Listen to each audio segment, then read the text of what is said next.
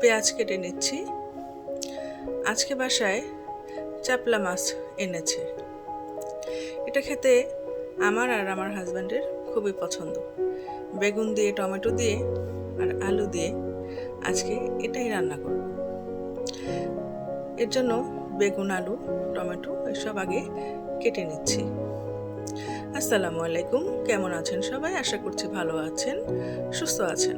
আমিও আল্লাহর রহমতে আগে থেকে অনেক ভালো আছি, সুস্থ আছি। যারা আমার এই ভিডিওটি দেখছেন তারা একটা লাইক দিয়ে শুরু করবেন আর ভিডিওটি সম্পূর্ণ দেখবেন, স্কিপ করবেন না।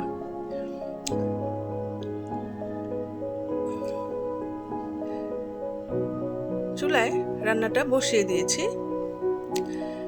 পেঁয়াজটা ভেজে নিচ্ছি, একটু লবণ দিয়ে নিয়েছি। এখন শুকনো মরিচের গুঁড়া আর হলুদের গুঁড়া দিয়ে নিচ্ছি। একটু ভালোভাবে নেড়ে চেড়ে নেব। একটু গরম পানি দিয়ে নিচ্ছি ভালোভাবে কষানোর জন্য। এখন আমি দিয়ে দিচ্ছি ধনিয়ার গুঁড়া, রাঁধুনির গুঁড়া। মনে হচ্ছে পাতিলটা একটু বড় হয়ে গেল। ভালোভাবে কষিয়ে নিচ্ছি। একটু জিরার গুঁড়া দিয়ে নিলাম, আলুগুলো দিয়ে নিচ্ছি। এখন এটাকে একটু কষিয়ে নেব। দিয়ে দিচ্ছি বেগুন। আমার ভিডিওটা আপনাদের দেখতে ভালো লাগলে কেউ যদি নতুন থাকেন তবে একটু সাবস্ক্রাইব করে নেবেন, আর যারা করেছেন তাদেরকে অসংখ্য ধন্যবাদ। এখানে আমি পাতিলটা চেঞ্জ করে নিয়েছি, মাছগুলো দিয়ে নিয়েছি, বেগুন আর টমেটো, কাঁচামরিচ এগুলো দিয়ে ঢাকা দিয়ে দিয়েছিলাম। এখন দেখুন তরকারিটা আমার প্রায় রেডি হয়ে গিয়েছে। ধনেপাতা দিয়ে নিলাম। এটা খেতে কিন্তু খুবই ভালো লাগে। আমার আর আমার হাজব্যান্ডের এটা খুবই পছন্দের একটা খাবার।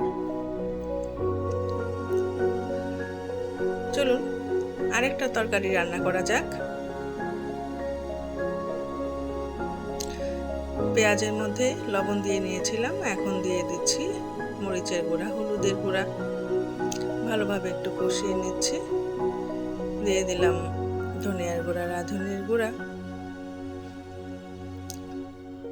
একটু গরম পানি দিয়ে ভালোভাবে কষিয়ে নিচ্ছি। মাছ দিয়ে দিলাম। এটা হবে শুধুমাত্র টমেটো দিয়ে।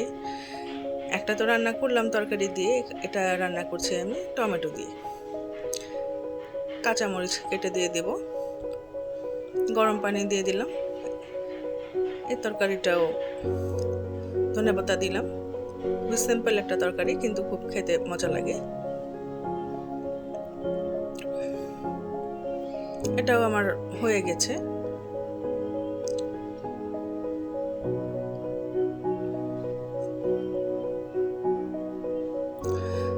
এখন একটু সবজি ভাজি করব। তেলের মধ্যে পেঁয়াজ, লবণ দিয়ে নিলাম, একটু সামান্য একটু হলুদ দিলাম একটু কালার হওয়ার জন্য। এর থেকে বেশি কিছু আর দেব না। সবজি কেটে রেখেছি সেগুলো দিয়ে দিচ্ছি। দিয়ে দিলাম কাঁচামরিচ।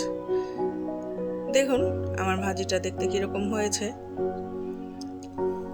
শীতকালে এই ভাজিগুলো খেতে কিন্তু খুবই ভালো লাগে। এখন আমি একটু টমেটোর ভর্তা করব। এর জন্য পেঁয়াজ, শুকনো মরিচ, ধনেপাতা আর সরিষার তেল দিয়ে ভালোভাবে ভর্তা করে নিলাম। টমেটোকে হাত দিয়ে মাখিয়ে নিয়েছি। আমি আজকে যে তরকারিগুলো রান্না করেছি ওর সাথে এটা মিশিয়ে খেতে খুবই ভালো লাগবে, এর জন্যই আমি আজকে এটা করেছি।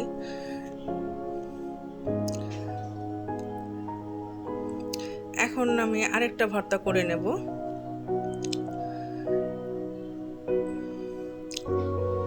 ধনেপাতার ভর্তা। ধনেপাতা কেটে কুচি করে নিয়েছি। এটাও আমি পেঁয়াজ, শুকনো মরিচ, সরিষার তেল আর লবণ দিয়ে হাতে ভালো করে মেখে নেব। এটা খেতেও কিন্তু খুব ভালো লাগে। কেউ গরম ভাতের সাথে খেয়ে দেখবেন, খুবই মজার একটা ভর্তা।